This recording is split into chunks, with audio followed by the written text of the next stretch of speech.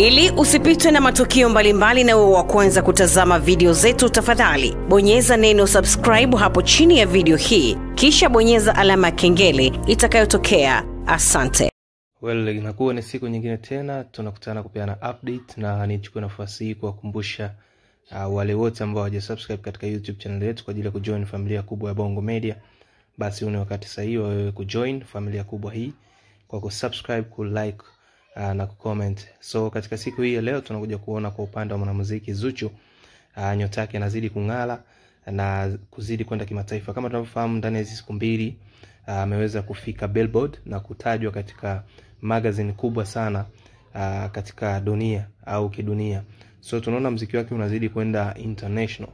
Lakini pia tunaona kwa upande hususan katika kazi zake sasa hivi zinaonekana yeye kama akiwa moja ya female artist ambaye anaongoza sasa hivi East Africa na kukimbiza wasanii wengi, sio tu wa kike bali hadi wa kiume. Kama tunavyoona hapo katika wanamuziki waliosikilizwa zaidi katika Audiomack kwa mwezi huu, Zuchu anaongoza kwa kupata viewers takriban milioni 1, akifuata na Diamond. Ina maana hadi mume wake ameweza kumpiga chini. So tunakuja kuona kabisa, kwanza ni Zuchu, wa pili ni Diamond, wa tatu ni Mbosso, kisha anafuata Harmonize, anakuja Mario kwa 500k, anakuja Jux, Kondolela, anakuja Rayvanny, Nandy na Eunice.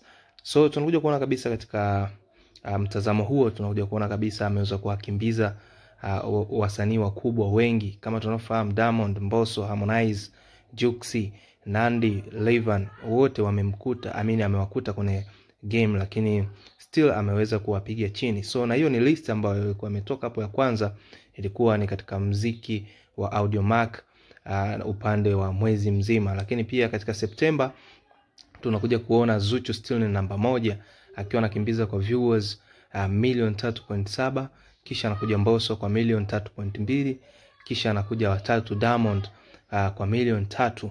Pia anafuata Mario akiwa na 2.7 milioni, anakuja Harmonize 2.2M, anakuja Jux kwa 1.4M, Rayvanny kwa 1.1M, anakuja Alikiba kwa 976, anakuja Nandy kwa 889k, kisha anakuja Ibra kwa 7.8k. So tunakuja kuona kabisa muziki wa Zuchu kwa sasa hivi unazidi kukua na kuwa mkubwa zaidi, na pia tunaona kabisa muziki wetu wa Kitanzania au wa Kiswahili au Swahili Nation inazidi kwenda mbali. So till next time, this is Bongo Media. Nikukumbusha wewe ambao hujasubscribe kusubscribe right now.